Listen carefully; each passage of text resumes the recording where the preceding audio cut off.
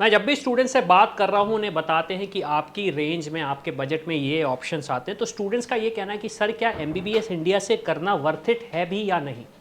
ये एक बहुत बड़ा क्वेश्चन है जो कि इंडियन स्टूडेंट्स ने मुझसे पूछा है, ना कि सिर्फ स्टूडेंट्स ने पूछा है, उनके पेरेंट्स ने भी ये क्वेश्चन पूछा है। समझना चाहते हैं वो कि एग्जैक्टली अगर हम इतना हाई फाई बजट दे रहे हैं तो क्या इंडिया से हमारा एमबीबीएस करना वर्थ इट है या नहीं। अब मैं ये नहीं बोल रहा हूँ कि इंडिया से एमबीबीएस करना बिल्कुल भी वर्थ इट नहीं है, लेकिन हमें एक चीज़ समझनी पड़ेगी कि हमारे पास अपॉर्चुनिटीज़ और ऑप्शंस क्या हैं। अब सबसे पहले हम स्टार्ट करते हैं, अगर हम प्राइवेट कॉलेजेस की बात करें इंडिया में, तो आपका बजट आप देखेंगे 60 प्लस जाता है on an average. On an average 60 plus का आपका बजट आता है, जिसमें ट्यूशन फीस ही इंक्लूड होती है, बाकी हम हॉस्टल वगैरह नहीं गिन रहे हैं। अगर आप वो उससे कम देखना चाहते हैं तो आपके पास एक लौता ऑप्शन आता है केरला का। अब दूसरी चीज़ ये है कि काफ़ी सारे इंस्टीट्यूशंस और काफ़ी सारे स्टेट्स में ओपन सीट्स नहीं होती हैं, तो सिर्फ वहीं के स्टेट्स के स्टूडेंट्स अप्लाई कर पाते हैं। तो एक जो नंबर ऑफ सीट्स का क्वेश्चन आता है कि सीट्स हमेशा लगता है कम ही हैं, हमेशा लगने लगता है सीट्स कम ही हैं। अब जो अच्छे ऑप्शंस हैं उसको ऑब्वियसली बात है स्टूडेंट्स पहले ले लेते हैं, जैसे कि कुछ डीम्ड यूनिवर्सिटी हैं, डीम्ड यूनिवर्सिटी जो कि टॉप यूनिवर्सिटीज़ हैं, एनआरआईएफ रैंकिंग में भी आती हैं, टॉप यूनिवर्सिटीज़ हैं, एनआरआईएफ रैंकिंग में भी आती हैं, तो ये ऑप्शन स्टूडेंट्स चूज़ कर लेते हैं। फिर कुछ प्राइवेट मेडिकल कॉलेजेस होते हैं जिनका इंफ्रास्ट्रक्चर अच्छा है या फिर काफ़ी पुराने टाइम से नोन है, उनका भी कट ऑफ काफ़ी हाई जाता है, जो कि स्टूडेंट्स को समझ में नहीं आता। क्यों? क्योंकि फ़ीस भी कम है और ऑप्शंस भी काफ़ी अच्छे हैं। अब इसके बाद जब सीट्स फिनिश हो जाती है तो स्टूडेंट्स फंस जाते हैं एक ऐसी जगह पे, जो एक क्वेश्चंस होते हैं कि ये जो कॉलेजेस हैं ये न्यू कॉलेजेस हैं, लो पेशेंट फ्लो है और इंफ्रास्ट्रक्चर के मामले में कुछ भी नहीं है। इंफ्रास्ट्रक्चर के मामले में कुछ भी in the sense come options हैं। तो क्या एमबीबीएस अब्रॉड वर्थ इट है और एमबीबीएस अब्रॉड स्टूडेंट्स जा क्यों रहे हैं, ये हम समझते हैं। पहली चीज़ मैं आपको एक सिंपल एग्जांपल से समझाता हूँ। एक कंट्री है इटली। इटली की फीस इतनी कम है कि यहाँ पे आपको ट्यूशन फीस पे 100% स्कॉलरशिप मिल जाती है। स्कॉलरशिप की स्पेलिंग गलत हो गई, लेकिन फिर भी स्कॉलरशिप मिल जाती है आपको अप टू 100% तक का। दूसरी चीज़ यहाँ पे ये है जो एक्सपोजर आपको काफ़ी अच्छा मिल जाता है, तो जो आपका करियर ग्रोथ है वो प्रॉपरली ग्रो होने लगता है। क्योंकि काफ़ी सारे स्टूडेंट्स का ये मानना है कि अगर मैंने सिर्फ और सिर्फ इंडिया से एमबीबीएस किया तो मैं इंडिया में ही स्टक हो जाऊंगा। तो अब जो डिस्कस हमें एग्जैक्टली करना है वो हमें ये करना है कि पहली चीज़ स्टूडेंट्स के चूज़ करने की वो है लो बजट।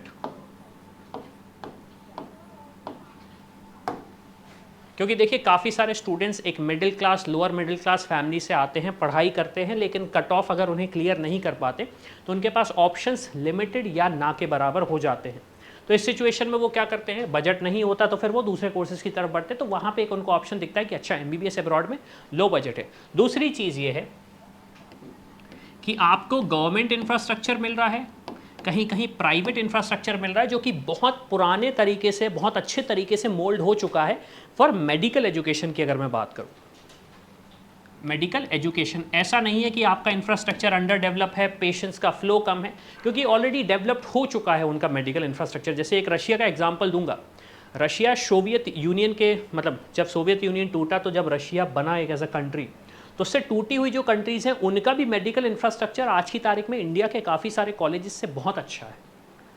तीसरी चीज़ जो स्टूडेंट्स चुनते हैं वो है लो एंट्री बैरियर।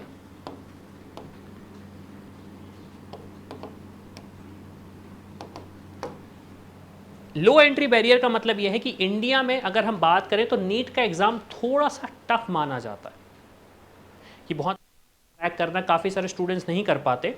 तो अब्रॉड में या तो उन स्टूडेंट्स को एडमिशन मिलता है जिन्होंने सिर्फ और सिर्फ नीट क्वालिफाइड किया है, दूसरे वो स्टूडेंट्स होते हैं, जैसे कि इटली की बात करूँ तो इटली में एडमिशन के लिए आपको IMET का एग्ज़ाम देना है, ना कि नीट का एग्ज़ाम देना है।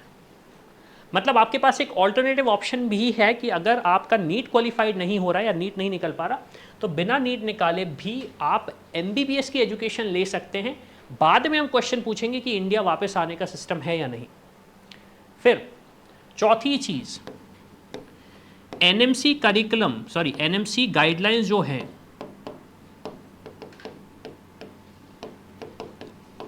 एनएमसी गाइडलाइंस को फॉलो किया जा रहा है। अब जब एनएमसी गाइडलाइंस को आप फॉलो करते हो तो क्या होता है कि जो इक्विवेलेंट स्टडी आप इंडिया में कर रहे हो वही की वही इक्विवेलेंट स्टडी आप वहां कर सकते हो।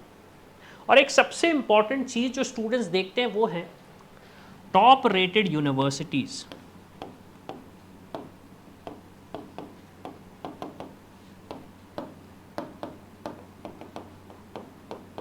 टॉप रेटेड यूनिवर्सिटीज में आप अप्लाई कर सकते हो। आपको वहाँ पे एंट्रेंस एग्जाम देना पड़ेगा और एंट्रेंस एग्जाम अगर आपका क्लियर हो गया तो आप वहाँ पे एडमिशन ले सकते हो। टॉप रेटेड यूनिवर्सिटीज से आप US, UK, Australia, New Zealand, Europe में जाके डॉक्टर बनने का सपना पूरा कर सकते हो। और वहाँ पे आपको भी पता है कि जो लिविंग है, जो एक जीने का तरीका, लाइफ स्टाइल है, वो कैसी है और कितनी डिफरेंट है। तो काफ़ी सारे स्टूडेंट्स ऐसे ऑप्शन सर्च करते हैं और ये चीज़ पॉसिबल हो पाती है जब आप MBBS अब्रॉड से कर रहे हो। अब इसमें सिर्फ और सिर्फ 2 क्वेश्चन बच जाते हैं स्टूडेंट्स के। पहला वो जो स्टूडेंट्स इंडिया वापस आना चाहते हैं, दूसरा वो जो स्टूडेंट्स इंडिया वापस नहीं आना चाहते। तो जो स्टूडेंट्स इंडिया वापस आना चाहते हैं, आपको वो कॉलेजेस और कंट्री सर्च करने हैं जो कि NMC गाइडलाइंस को फॉलो कर रहे हैं, जो NMC गाइडलाइंस को फॉलो कर रहे हैं वो कॉलेजेस ढूंढ लें। और जो कॉलेजेस, मतलब अगर आपको इंडिया वापस नहीं आना है, आपका ये कहना है कि मैं अब वहीं रहूँगा बाहर, तो फिर आपको कोई भी ऐसा कॉलेज ढूंढने की ज़रूरत नहीं, कंट्री ऐसी ढूंढने की ज़रूरत नहीं जो NMC गाइडलाइंस को फॉलो कर रही है। आप अपना करियर पाथ उनके रेगुलेशंस के हिसाब से बना सकते हैं। जैसे काफ़ी सारे स्टूडेंट्स का ये कहना है कि सर हमें दुबई में ही सेटल होना है, तो आप वहाँ पे जो रेगुलेशंस हैं उसको अगर आप फॉलो कर रहे हैं तो आप वहाँ पे लाइसेंस ले सकते हैं डॉक्टर की प्रैक्टिस का। आपने कहा कि सर मुझे इटली जाना है, तो आप इटली में लाइसेंस ले सकते हैं। यूरोप जाना है, आप वहाँ पे लाइसेंस ले सकते हैं। जब आपको इंडिया वापस नहीं आना, तो जो इंडिया की रिक्वायरमेंट है उसकी बिल्कुल भी ज़रूरत नहीं पड़ेगी आपको। अब क्वेश्चन ये आता है कि सर इसके लिए हमें करना क्या चाहिए। तो देखो, जब हम अंधेरे कमरे में होते हैं तो हमें कुछ नहीं दिखता, तो जब हम लाइट चालू करते हैं तो हमें एग्जैक्टली दिखता है कि जाने का रास्ता कहाँ से है, और ये हमारी टीम आपको कर सकती है। अगर आपको जानना है कि आपके बजट पे, आपकी रैंक पे आपके लिए बेस्ट ऑप्शन क्या हो सकता है, चाहे वो NMC गाइडलाइंस फॉलो करते हुए हो या फिर कहीं दूसरी जगह हो, तो इसलिए मेरा सजेशन ये है कि आप जाइए, नीचे फॉर्म के डिटेल्स दिए गए हैं उसको भरिए और हमारी टीम से बात करिए, या फिर आप इस नंबर पर भी कॉल कर सकते हो जो स्क्रीन में फ्लैश हो रहा है, और हमारी टीम से डिस्कस कर सकते हैं।